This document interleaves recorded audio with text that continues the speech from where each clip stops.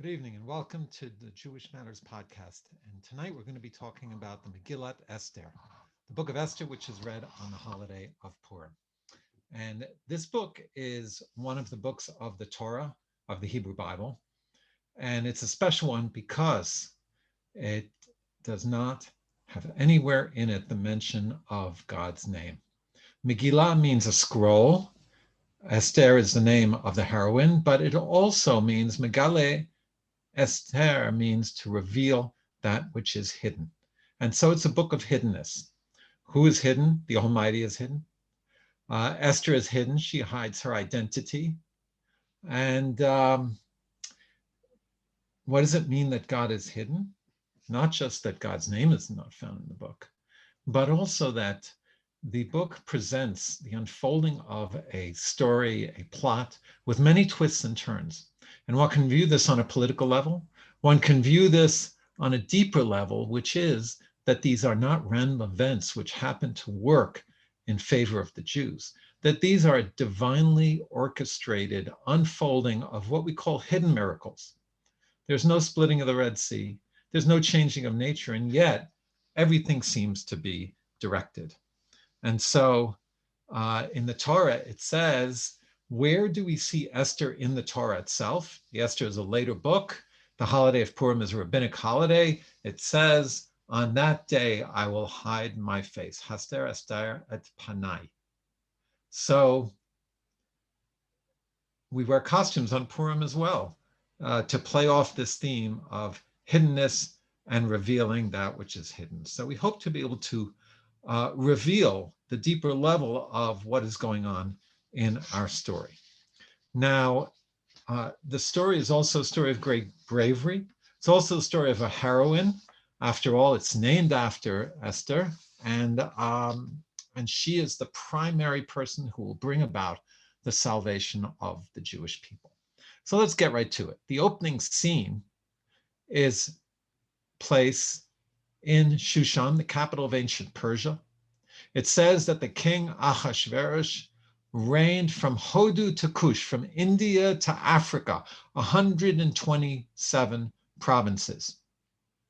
And this was the first empire in the ancient Middle East that spanned the entire civilized world except for Egypt. And so in his great power, he convened a party, a mishte, a gathering in his capital, which lasted 180 days. Yes, 180-day party. Why? Because of the great span of his empire, undoubtedly he wanted to consolidate his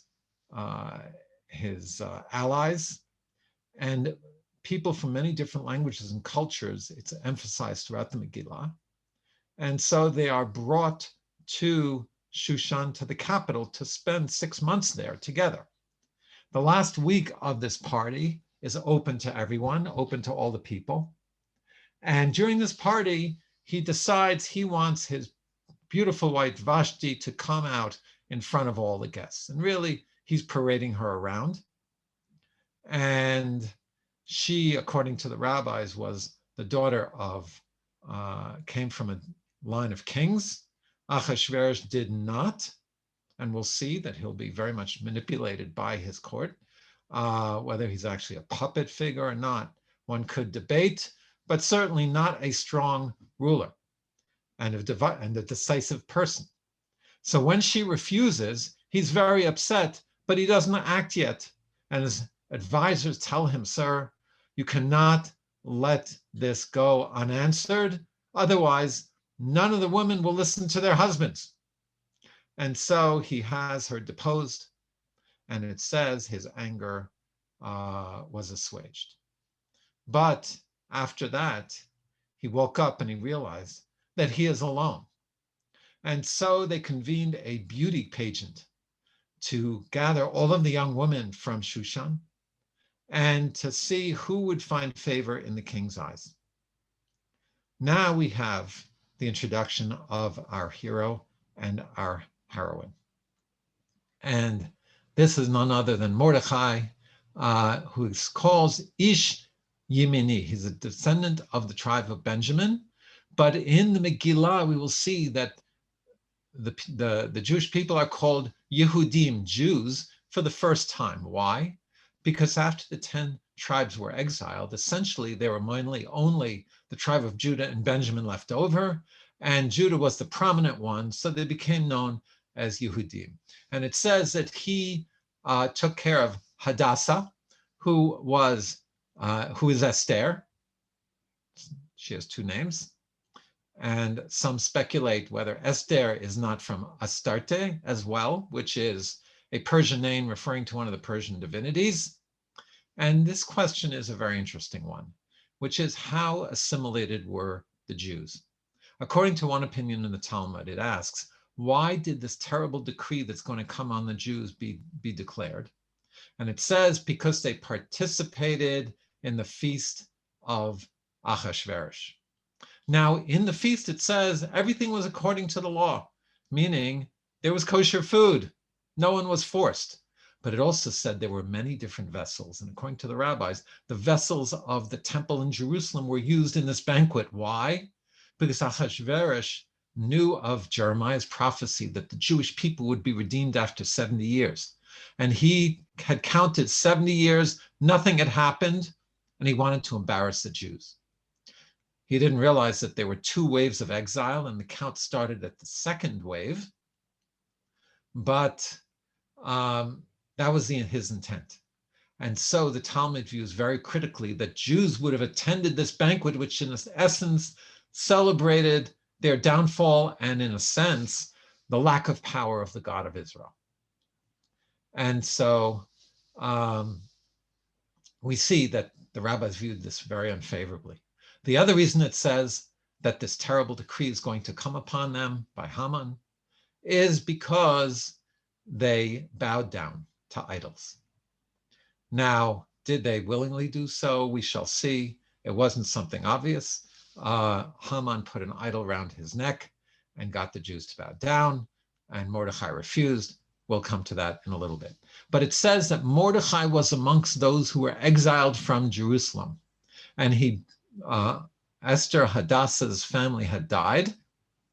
And by the way, Mordechai's name could have come from Marduk, also a Persian deity, or it could be Mardechi. The rabbis see a deeper level, which is that the incense in the temple, he was hinted at in his name. So it says that Esther's parents had died, and Mordechai raised her. She was his cousin. And then it says she was Vitila Labat.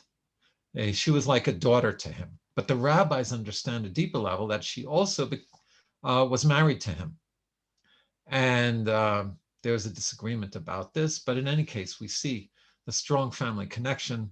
And so in the beauty contest, when Esther is taken to be interviewed, to be paraded, to be brought into this harem of the king, Mordechai told her not to reveal her identity.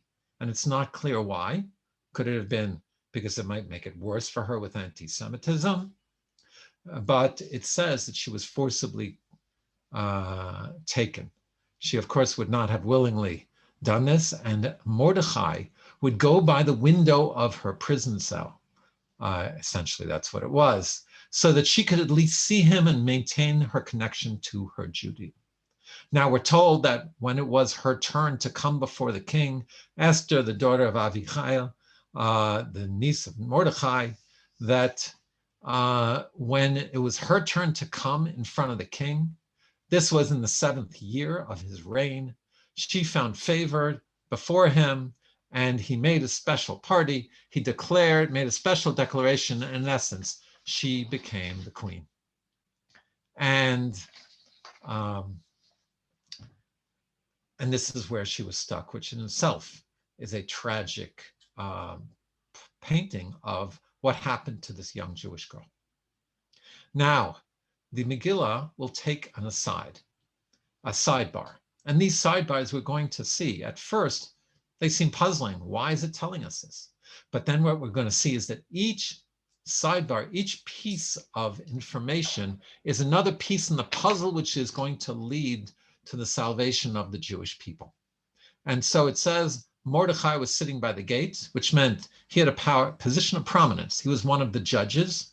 He overheard 2 court guards plotting to assassinate the king.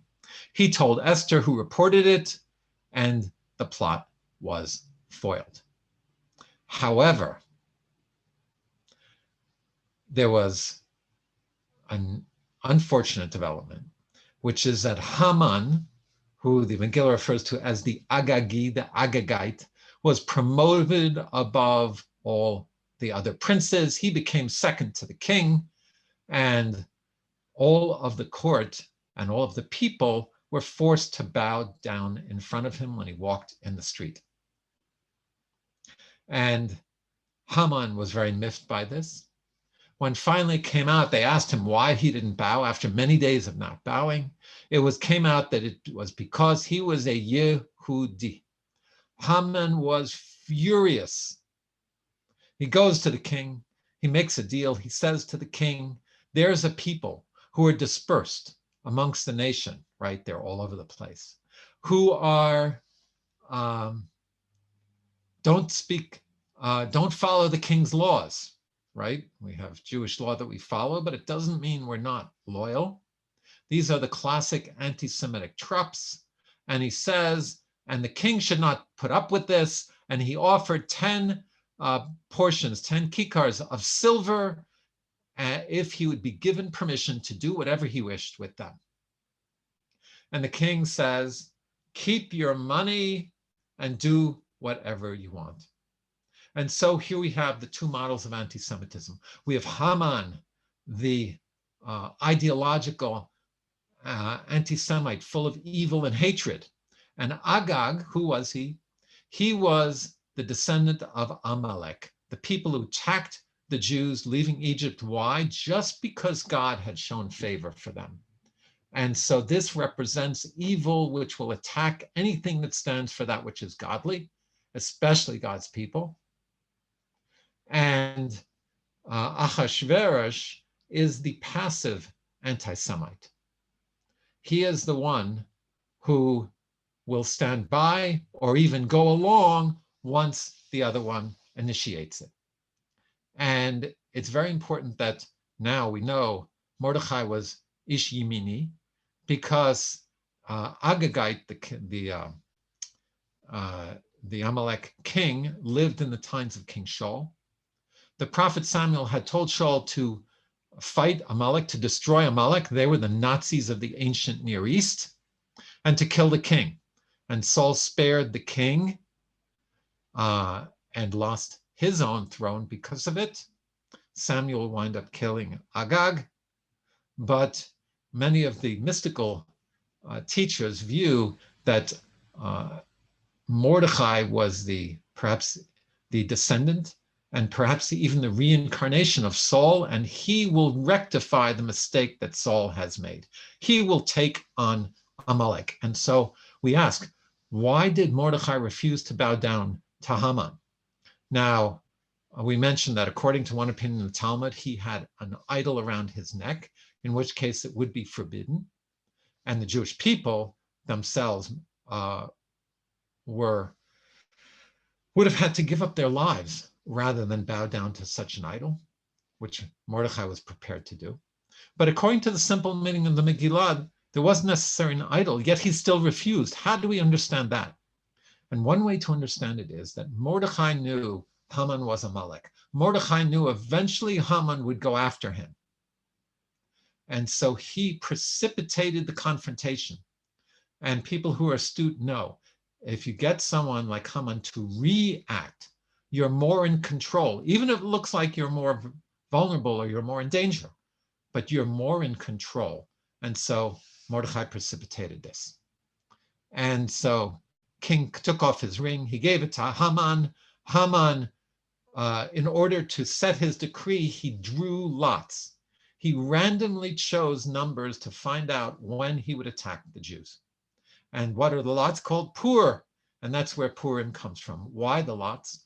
Because Haman, Amalek, represents the belief in coincidence. Nothing matters. Everything is equal. There's no divine direction, so I might as well just pick a number out of a hat, which politically didn't make sense because the number he picked was 11. The attack would not be until 11 months later in the month of Adar. This story now is unfolding in the month of Nisan during the Passover time. So the Jews would have 11 months to figure out what to do, but Haman, it didn't matter. He was showing nothing meant anything. And so what is Mordechai going to do?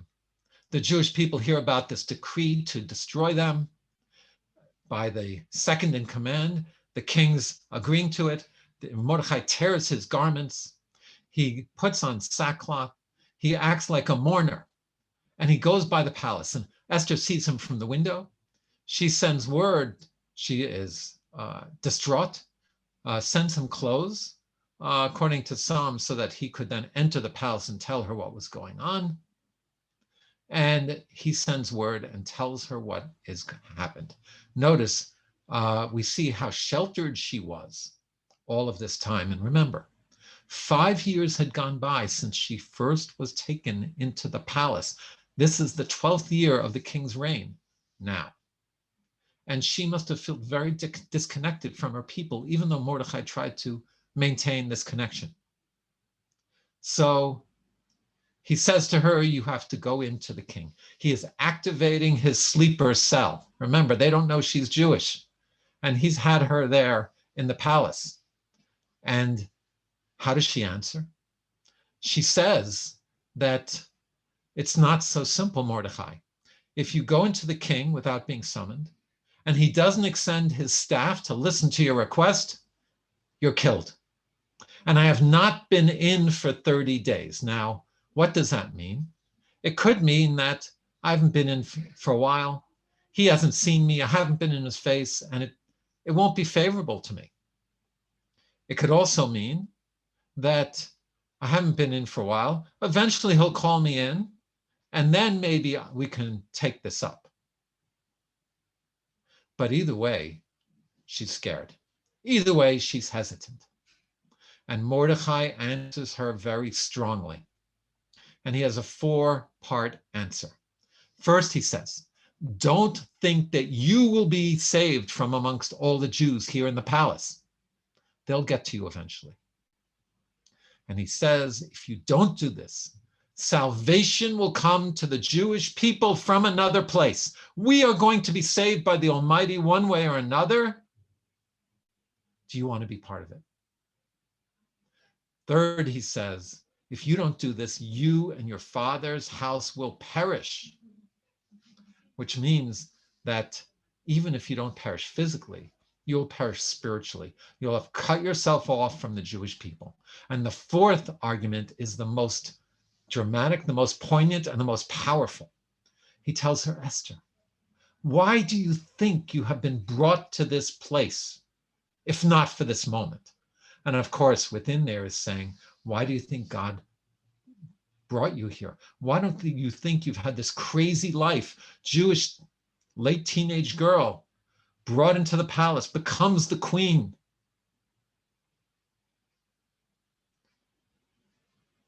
And one of these arguments gets through to her because she does a dramatic turnaround. She takes her fate in her own hands and the fate of the Jewish people. She rises to the occasion and she says, please mobilize the Jews, fast for me for 3 days, 2 days up to the third, 48 hours, and pray, and I will go into the king. And if I perish, so I will perish. In other words, she's placing her trust in the Almighty. She's accepting whatever will happen. And she realizes that this is her task, that she needs to do this for her people. But what's amazing is she must have matured in some ways in the palace, because she doesn't just say, okay, I'm going to go right in and ask him. She comes up with an entire plan. And we'll see her plan unfolding. We'll see how astute it was. And we'll see that also in this plan will allow the other elements to go in her favor to unfold. And the first thing is she goes into the king. Sure enough, he extends his scepter. Not only that, he's happy to see her. Esther, my dear, what can I do for you? Up to the half of the kingdom, he says. And what does she ask for? She says, I would like to have lunch with you and Haman. Let's have a mishte, which is like a drinking party, a drinking lunch. And he says, of course, fine. So they convene the lunch. He gets Haman. They're sitting there. My dear, what would you like? Up to half the kingdom.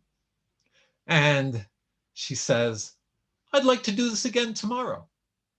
Let's have a lunch again, a party again with Haman. And then I'll ask you. And then I will do what you ask. What is she doing? Remember, she has been in the harem with the eunuchs who supervise it. She's never been exposed to men who might be competitors to Ahasuerus. Could she be working on his jealousy? Could the king start asking, why does she want me and Haman? So this might be one of the elements. So Haman goes home. He's riding high. He's in with the queen now as well as the king. And there is Mordechai not bowing down. And he's even more furious. And when he gets home, his wife, his family, his cronies are there. And he says, nothing is worth it to me. All of this is nothing to me if that Mordechai is still sitting there by the gate, meaning also in a position of power and sitting, not bowing. So his family, his advisors tell him, make a gallows, 50 amot, 70 feet high. He must have had a grand estate. And we're going to hang Mordechai there. In other words, we're not going to wait 11 months. Now, the next scene is another sidebar. And another sidebar which will set up all of the pieces of the puzzle to bring down Haman. And it says the king could not sleep. Now, remember we said that the Megillah does not mention God's name directly, the only book in the Hebrew Bible that does not do so.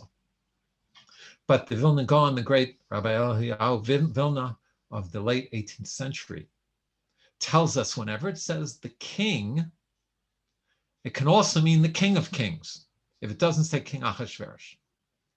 So it says the king could not sleep that night. What does that mean? It means that God knows of the plan against Mordechai, and now the events will start to change. The tide will turn. But Ahasuerus also, the real king, could not sleep. He had insomnia. So what does a king do when he can't sleep? Bring me the annals of my great rule, right? He feeds his ego and see all the things, great things I've done. So they're reading through what they open up, and what do they come across? The story of Mordechai saving the king, reporting the assassins.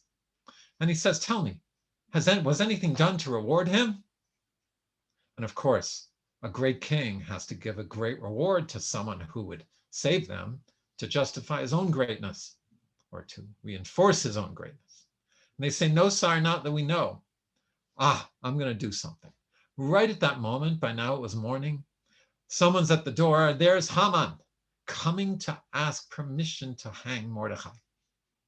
And he sees Haman, bring him in. Haman, just the man I was looking for. Tell me, if there was someone you wanted, who you really liked, who you wanted to give a special recognition to, what would you do for them? And the Megillah tells us Haman, of course, thought this was talking about him, right? He also had a very healthy ego. I would put them on the king's horse, dress them in the king's clothes, put on the king's crown. And the king says, great idea. That's exactly what I'm going to do for Mordechai. And Haman's face dropped.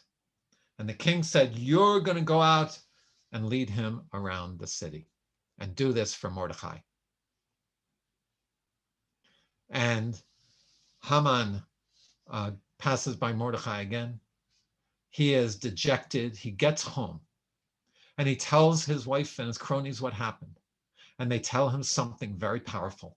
They say, if Mordechai is from the descendants of the Yehudim, from the Jews, and you're beginning to fall before him, you will not prevail. In other words, they understood that the God of Israel was now protecting the Jews.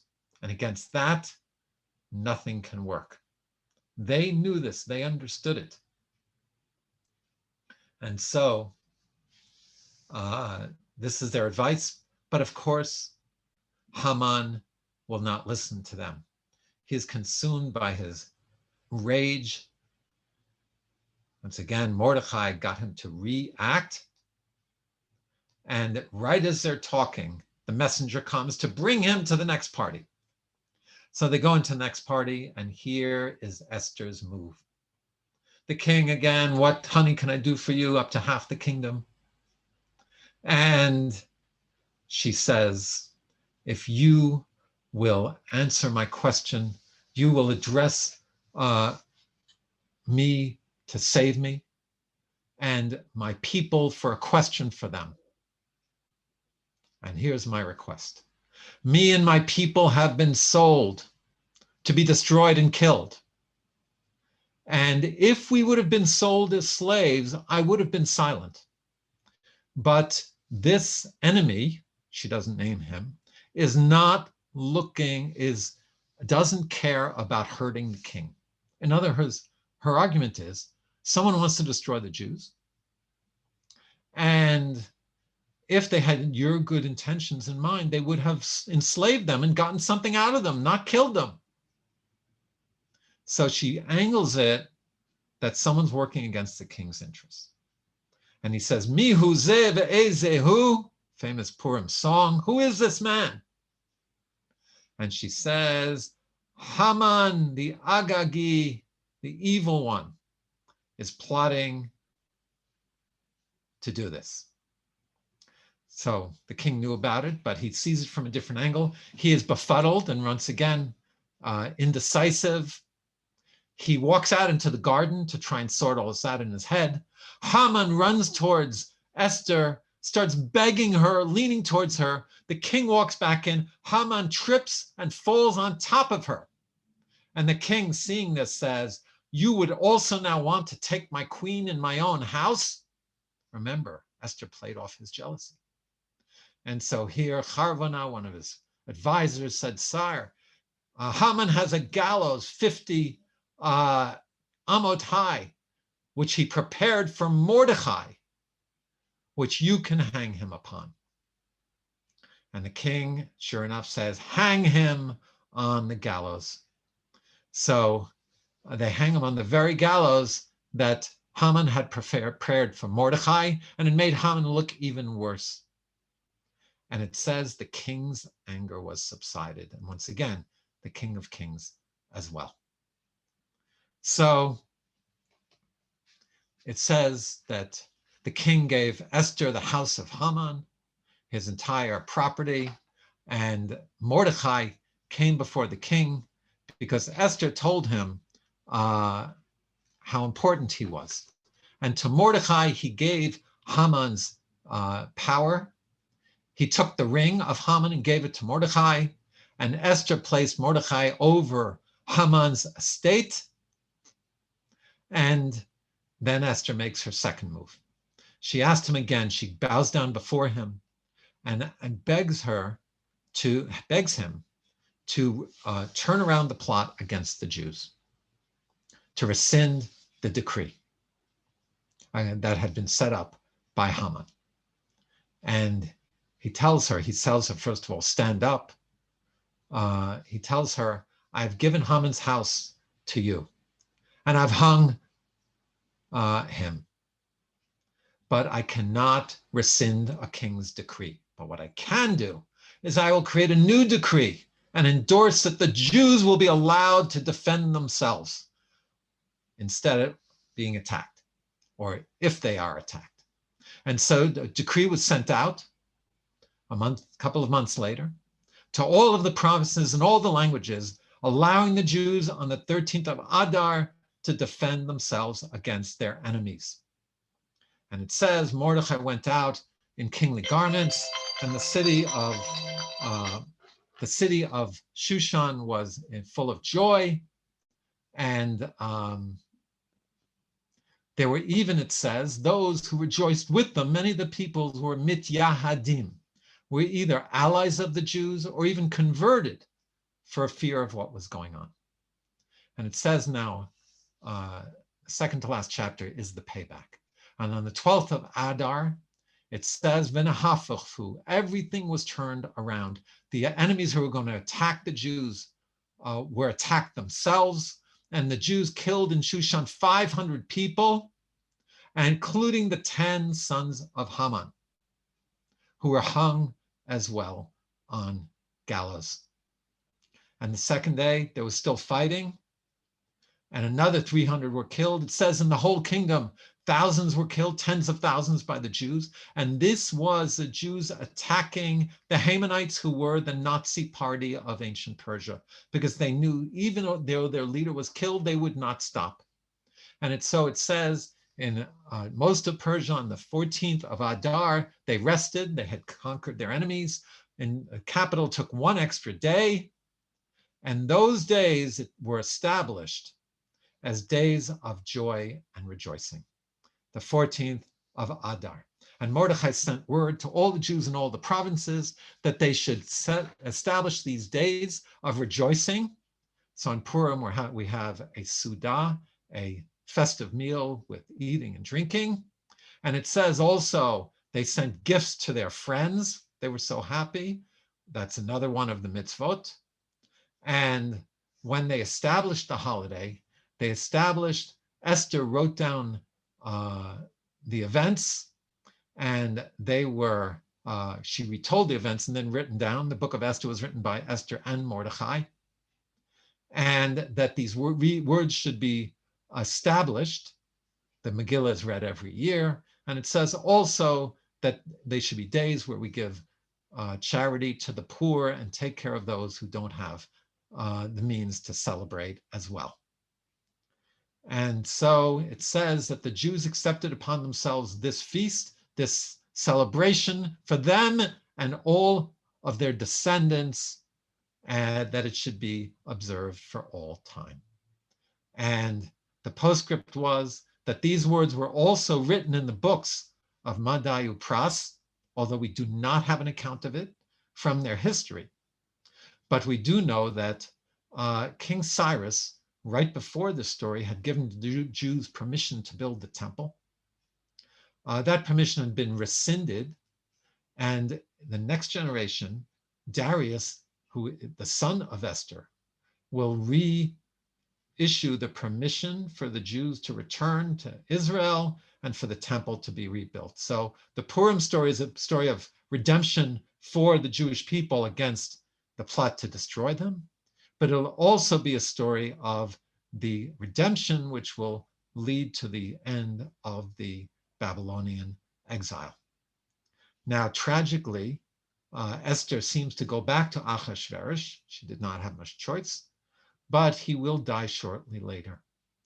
And this story is a powerful lesson. It's a unique book, and it's a unique story, because the Jewish people we no longer live in a world of open miracles, but it's telling us we do live in a world of hidden miracles.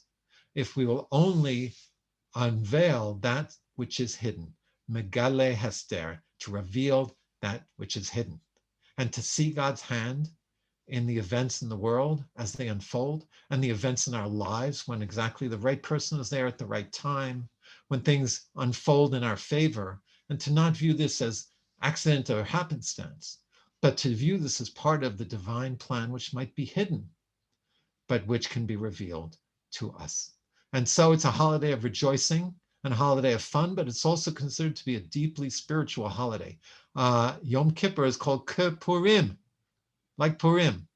So it's the day where we encounter the Almighty in our lives through rejoicing, through happiness, through parties, through uplifting spirit, through even dressing up in costumes and drinking. But really, there's a deep message for us in our lives. And so this Purim, we should live that message, internalize it, and take it to heart, and also realize that joy is central in what it means to be a Jew. And we'll be talking more about that in our next podcast about the holiday of Purim. Have a happy Purim to everyone.